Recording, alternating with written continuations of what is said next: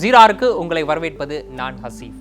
தவறுதலாக எல்லை தாண்டி பாகிஸ்தானுக்கு சென்றுவிட்ட பெண் கீதா 14 ஆண்டுகளுக்கு பிறகு மீண்டும் இந்தியா வந்திருக்கின்றார். பாகிஸ்தான் அரசு, அதாவது இந்திய அரசினுடைய வேண்டுகோளை ஏற்று பாகிஸ்தான் அரசு எடுத்த நடவடிக்கையின் காரணமாக இந்த நிகழ்வு நடைபெற்றிருக்கின்றது.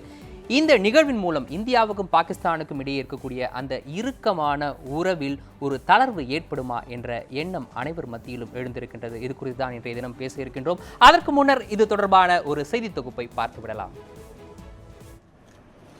காது கேளாத, வாய் பேச முடியாத கீதா சுமார் 15 ஆண்டுகளுக்கு பிறகு நாடு திரும்பியுள்ளார். 8 வயது சிறுமியாக இருந்தபோது வழி தவறி பாகிஸ்தானுக்கு சென்றுவிட்ட அவர் அங்குள்ள எத்தி பவுண்டேஷனை சேர்ந்த பில்கிஸ் எத்தியால் இத்தனை ஆண்டுகளாக பாதுகாக்கப்பட்டு வந்ததாக கூறப்படுகிறது. நடிகர் சல்மான் கான் நடித்த பஜ்ரங்கி பாய்ஜான் ஹிந்தி படம் பாகிஸ்தானில் வெளியான பின்னர் கீதாவின் நிலை குறித்து வெளியே தெரிய வந்ததை அடுத்து அவரது பெற்றோரை கண்டுபிடிக்கும் முயற்சியை பாகிஸ்தான் அரசு தொடங்கியது. இரு தரப்புகளால் எடுக்கப்பட்ட முயற்சிகளின் மூலம் கீதா கராச்சி விமான நிலையத்திலிருந்து விமானம் மூலமாக டெல்லி புறப்பட்டார். நேற்று காலை 11 மணி அளவில் டெல்லி வந்தடைந்த அவருக்கு விமான நிலையத்தில் சிறப்பான வரவேற்பு அளிக்கப்பட்டது.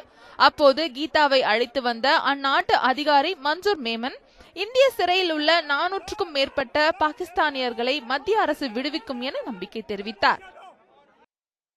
நாடு திரும்பிய கீதாவுடன் இணைந்து வெளியுறவுத்துறை அமைச்சர் சுஷ்மா ஸ்வராஜ் செய்தியாளரிடம் பேசினார். அப்போது கீதாவை இந்தியா அழைத்து வர உதவிய அனைவருக்கும் அவர் நன்றி தெரிவித்துக் கொண்டார். கீதாவின் பெற்றோர் யார் என்பது கண்டறியப்பட்டு விட்டதாகவும் விரைவில் அவர் மரபணு சோதனைக்கு பின்னர் பெற்றோரிடம் ஒப்படைக்கப்படுவார் என்றும் சுஷ்மா ஸ்வராஜ் குறிப்பிட்டார். கீதா மீட்கப்பட்டதற்கும் பாகிஸ்தான் கைதிகள் இந்திய சிறையில் இருக்கும் விவகாரத்திற்கும் சம்பந்தம் இல்லை என்றும் சுஷ்மா ஸ்வராஜ் அப்போது தெரிவித்தார். கீதா விவகாரம் தொடர்பாக எடுக்கப்பட்ட நடவடிக்கைகள் இரு நாடுகளின் உறவில் இருந்த கசப்பு நீங்கும் என்ற புதிய நம்பிக்கையை விதைத்துள்ளதாக கருதப்படுகிறது. நிச்சயம் இந்த நம்பிக்கை நிறைவேற வேண்டும் என்பதை அனைவருடைய எண்ணமாக இருக்கின்றது. கீதா இந்தியாவுக்கு திரும்பியிருக்கக்கூடிய சூழ்நிலையில் பாகிஸ்தானைச் சேர்ந்த சிறுவன் ரம்ஜான் பாகிஸ்தானுக்கு அனுப்பி வைக்கப்படுவான் என்ற தகவல் தற்போது வெளியாகி இருக்கின்றது. இதன் மூலம் இந்த இரண்டு நாடுகளுக்கும் இடையே இருக்கக்கூடிய அந்த ஒரு இறுக்கமான சூழலில் ஒரு தளர்வு ஏற்படும் என்ற எண்ணம் அனைவர் மனதிலும் எழுந்திருக்கின்றது.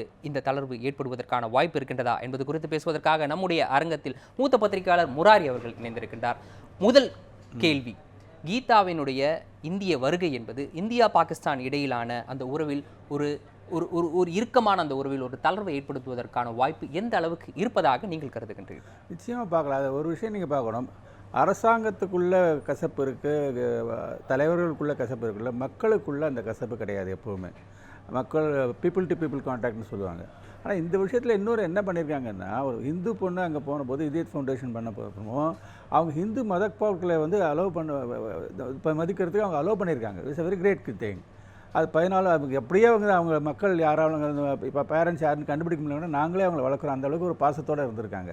இது ரொம்ப நெகிழ்ச்சியான ஒரு சம்பவம். அதுதான் அதில் முக்கியமான. அவங்களால கண்டுபிடிக்க முடியலன்னா கூட பரவாயில்ல, நாங்களே வளர்த்தவங்க இருந்திருக்காங்க. இந்தியாவை சேர்ந்த ஒரு இந்து மதத்தை பின்பற்றக்கூடிய ஒரு பெண் பாகிஸ்தானில் சுமார் 14 ஆண்டுகள் இருந்திருக்கின்றார். பாகிஸ்தானில் இருக்கக்கூடிய அந்த நிலைமை அவர் தன்னுடைய மத சடங்குகளை, தன்னுடைய மதத்தை பின்பற்றுவதற்கான அனைத்து வாய்ப்புகளையும் ஏற்படுத்தி தந்திருக்கின்றது. இந்திய அரசினுடைய வேண்டுகோளுக்கு இணங்க தற்போது கீதா இந்தியா திரும்பியிருக்கின்றார். இந்த சூழ்நிலையில் மற்றொரு கேள்வி எழுகின்றது. பாகிஸ்தானை சேர்ந்த பாடகர் குலாம் அலி மும்பைக்கு வந்திருந்த சூழ்நிலையில், அவருடைய நிகழ்ச்சி நடைபெற இருந்த சூழ்நிலையில் சிவசேனா கட்சியினுடைய எதிர்ப்பின் காரணமாக, அதாவது மத்தியில் ஆளக்கூடிய பாரதிய ஜனதா அரசினுடைய கூட்டணியில் இருக்கக்கூடிய சிவசேனா கட்சியினுடைய எதிர்ப்பின் காரணமாக அந்த நிகழ்ச்சி ரத்து செய்யப்பட்டது. இந்த நிகழ்வை நீங்கள் எப்படி பார்க்கின்றீர்கள்? கண்டனக்கூடியது. ஏன்னா அவர் பெரிய பாடகர். அவர் அதையும் பாலிட்டிக்ஸையும் நீங்கள் மிக்ஸ் பண்ணக்கூடாது. நோ ஸ்போர்ட்ஸ், நோ கன்சர்ட்னு அந்த மாதிரி பண்ணுறது சரியே இல்லை. சிவசேனா அந்த மாதிரி தான் பண்ணியிருக்காங்க. அப்படி பாம்பேயில் அவங்க பண்ணிட்டாங்கன்னா போகிறோமா, டெல்லியில் அவங்க பண்ண தடுக்க முடியுமா? நீங்கள் நல்லெண்ணங்கிறது மக்களுக்குள்ளே இருக்கிற நல்லெண்ணத்தை நீங்கள் கெடுக்கக்கூடாது. அரசாங்கத்தில் வேணால் இருக்கலாம். அது முதல்ல இருந்தே சிவசேனா அப்படி தான் பண்ணியிருக்காங்க. கிரிக்கெட் கட்டக்கூடாதுன்னு சொல்லி வேங்கடையில் போய் ஸ்டேடியம்லாம் பிச் பண்ணி உடச்சி எல்லாம் பண்ணியிருக்காங்க. அது வன்மையாக கண்டிக்கப்பட்டது. அது எப்படி தான் அவங்க இந்த மாதிரி அலோவ் பண்ணாங்கன்னு தெரியல. அதுவும் பிஜேபியோட அலை வேறவங்க அவங்க நிஜமாகவே அவங்களை கண்டித்து இருக்கணும். அது இந்த நேரத்தில் மற்றொரு கேள்வி எழுகின்றது. இது சிவசேனாவினுடைய பிரச்சனையா அல்லது பாரதிய ஜனதாவினுடைய பிரச்சனையா என்ற கேள்வி எழுகின்றது. ஏனென்றால் இதற்கு நான் இந்த கேள்வியை கேட்பதற்கான காரணம் என்னவென்றால், குலாம் அலி அவர்களினுடைய இந்த நிகழ்ச்சி ரத்து செய்யப்பட்டதன் பிறகு இந்திய கிரிக்கெட் வாரியத்திற்கும் பாகிஸ்தான் கிரிக்கெட் வாரியத்திற்கும் நடைபெற இருந்த பேச்சுவார்த்தையும் கூட சிவசேனா கட்சியினுடைய எதிர்ப்பின் காரணமாக ரத்து செய்யப்பட்டது. இந்த குலாம் அலியினுடைய நிகழ்ச்சியை மும்பையில் நடத்துவதற்கு மத்தியில் ஆளக்கூடிய பாரதிய ஜனதா அரசு, மகாராஷ்டிரா அரசில் பங்கு வைக்கக்கூடிய பாரதிய ஜனதா அரசு இதற்கான ஒரு முயற்சியை எடுத்திருந்தால் அதன் பின்னர் இது போன்றதொரு நிகழ்வு நடைபெறாமல் இருந்திருக்கும் அல்லவா? அதாவது இந்திய கிரிக்கெட் வாரியத்துக்கும் பாகிஸ்தான் கிரிக்கெட் வாரியத்திற்கும் இடையிலான அந்த பேச்சுவார்த்தை நடந்திருக்கும் அல்லவா? ஆகவே தவறு செய்தவர்கள் சிவசேனாவா அல்லது பாரதிய ஜனதாவா? பாரதிய ஜனதா இல்லை, முந்தின கவர்மெண்ட் அதே மாதிரி ஒரு பக்கம் வந்து டெரரிசம் இருந்து இன்னொரு பக்கம் டாக்ஸ் இருக்கக்கூடாது, அந்த மாதிரி லைனில் தான் அவங்க போயிட்டு இருக்காங்க. நான் ஃபாரின் செக்ரட்டரி லெவலில் டாக்ஸ் வரப்போது கூட இதே தான் பண்ணாங்க. பார்டர் லைனில் வந்து வயலேஷன் வந்து ஃபயரிங் இருந்துன்னு வச்சுக்கோங்க, உடனே இங்கே டாக்ஸ் கூடாது அப்படிங்கிறாங்க. அங்கே இப்போ வந்து சிக்கலான ஒரு சூழ்நிலை இருக்குது. அந்த 2-3 எஸ்டாப்ளிஷ்மெண்ட் இருக்குது. ஒன்று வந்து ஐஎஸ்ஐன்னு இருக்குது, இன்னொன்று மிலிட்ரி இருக்குது, ரெண்டாவது வந்து இப்போ எலெக்டட் கவர்மெண்ட் பிரைம் மினிஸ்டர் இருக்கார். பிரைம் மினிஸ்டர் வந்து நல்லுறவு வேணும்னு சொல்கிறார். அவர் எந்த அளவுக்கு அவருக்கு வந்து கை கட்டப்பட்டிருக்குங்கிறது தெரியாது. இந்த இதில் வந்து மக்களுக்குள்ளே ஏற்படக்கூடிய அந்த நல்லுறவை வந்து கெடுக்கிற மாதிரி எதுவுமே பண்ணக்கூடாது. Side by side you cannot have cricket, you cannot have terrorism. I don't accept that. நிச்சயமாக பாகிஸ்தானினுடைய நடவடிக்கைகள் கண்டிக்கத்தக்கூடிய ஒரு விஷயம்தான். ஆனால் அதை தாண்டி என்னுடைய கேள்வி என்பது, மும்பையில் நடைபெற்ற அந்த சம்பவத்திற்கு முழு பொறுப்பை ஏற்க வேண்டியது சிவசேனா மட்டும்தானா அல்லது இதன் மீது உரிய நடவடிக்கை எடுக்க தவறிய பாரதிய ஜனதாவும் இதற்கு காரணமா? கட்டாயமாக பாஜக கவர்மெண்ட் தான். ஏன்னா அங்கே இருக்கிறது எங்கள் கோலேஷன் கவர்மெண்ட் தான் இருக்குது. சட்டம் ஒழுங்கு வந்து ஒரு ஸ்டேட் கவர்மெண்ட்டுடைய பொறுப்பு என்று சொன்னால் கூட தட்டி கழிக்க முடியாது. நிச்சயமாக அவங்களுக்கு வந்து அரசியல் பொலிட்டிக்கல் வில் இருந்ததுனால நிச்சயமாக தடுத்திருக்கலாம். அது பண்ணலை, அவங்க பெரிய தவறு அது. இந்த நேரத்தில் பாரதிய ஜனதா பொறுப்பேற்றதன் பிறகு இந்தியா பாகிஸ்தான் இடையில் இருக்கக்கூடிய அந்த உறவில் ஏற்பட்டிருக்கக்கூடிய பல மாற்றங்களை இப்போது நாம் பார்ப்போம். 2014ஆம் ஆண்டு மே மாதம் பிரதமர் மோடி பிரதமராக பொறுப்பேற்றுக் கொள்ளக்கூடிய அந்த நிகழ்வுக்கு நவாஸ் ஷெரீப் அழைக்கப்பட்டார். அதாவது பாகிஸ்தானுடைய பிரதமர் இந்த நிகழ்வில் கலந்து கொண்டார். அதன் பிறகு 2014ஆம் ஆண்டு ஆகஸ்ட் மாதம் பாகிஸ்தான் தூதர் பிரிவினைவாத தலைவர்களை சந்தித்து பேசினார். அதாவது இந்தியாவுக்கான பாகிஸ்தான் தூதர் காஷ்மீரில் இருக்கக்கூடிய பிரிவினைவாதம் பேசக்கூடிய அந்த தலைவர்களை சந்தித்து பேசினார். இந்த நிகழ்வை தொடர்ந்து அந்த மாதத்தில் நடைபெற இருந்த இருநாட்டு வெளியுறவுத்துறை செயலாளர்கள் மட்டத்திலான பேச்சுவார்த்தை என்பது ரத்து செய்யப்பட்டது.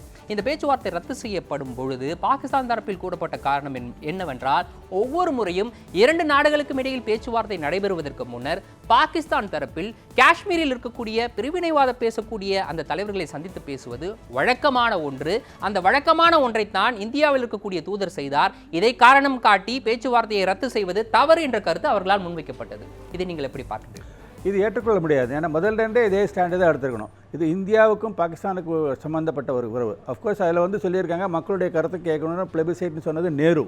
யூஎன்ல பேசுகிற ரெசல்யூஷன் இருக்குது. பட் அப்படி பார்த்தீங்கன்னா அது 2 காஷ்மீர்லையும் எடுக்கணும். இந்தியா ஒரு பக்கம் இந்தியா கண்ட்ரோலில் இருக்குது, இன்னொரு பக்கம் வந்து பாகிஸ்தான் ஆக்குபைட் காஷ்மீர்னு இருக்குது. அது மாதிரி இது நடக்கவே இல்லை. இப்போ வந்து அங்கே எல்லாமே இங்கே வந்து பிரிவினைவாதிகளோட பேசுகிறதுங்கிறத ஏற்றுக்கொள்ள முடியாது. நம்ம இந்தியாவானா அவங்களோட பேசும்போது அவங்க வந்து பேசுகிறது ஏற்றுக்கொள்ள முடியாது. நல்ல சமிக்கையே இல்லை அது.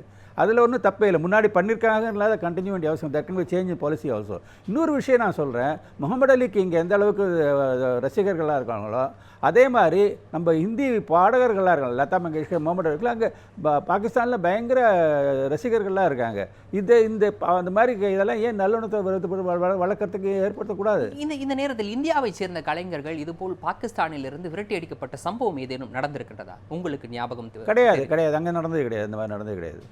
தொடர்ந்து இந்த விஷயத்தை பார்ப்போம். அதாவது 2014ஆம் ஆண்டு நவம்பர் மாதம் 2 நாட்டு பிரதமர்களும் நேபாளத்தில் சந்திக்க நேர்ந்தது. அதாவது இந்த சார்க் மாநாட்டில் இந்த 2 பிரதமர்களும் கலந்து கொண்டார்கள். அப்போது ஒரு சந்திப்பு நடைபெறும் என்று எதிர்பார்க்கப்பட்டது. ஆனால் அந்த சந்திப்பு என்பது நடைபெறவில்லை. அதன் பிறகு 2015ஆம் ஆண்டு பிப்ரவரி மாதம் உலகக்கோப்பை போட்டிக்கு முன்னர் பிரதமர் மோடி நவாஸ் ஷெரீப்பை தொலைபேசியில் அழைத்து பேசினார். இதை கிரிக்கெட் டிப்ளமசி என்று அழைத்தார்கள். கிரிக்கெட் மூலமாக 2 நாடுகளுக்கும் இடையக்கூடிய அந்த பிரச்சனையை தீர்ப்பதற்கான ஒரு வழிமுறையாக அது பார்க்கப்பட்டது. அதன் பிறகு 2015ஆம் ஆண்டு மார்ச் மாதம் இந்திய வெளியுறவுத்துறை செயலாளர் ஜெய்சங்கர் பாகிஸ்தானுக்கு சுற்றுப்பயணம் மேற்கொண்டார். அதன் பிறகு ஜூன் மாதம் ரமலான் மாதம் தொடங்கியதை தொடர்ந்து பிரதமர் மோடி நவாஸ் ஷெரீப்புக்கு தொலைபேசி மூலமாக தன்னுடைய வாழ்த்தை தெரிவித்தார். அதன் பிறகு ஜூலை மாதம் ரஷ்யாவில் 2 நாட்டு பிரதமர்களும் சந்தித்து பேசினர்.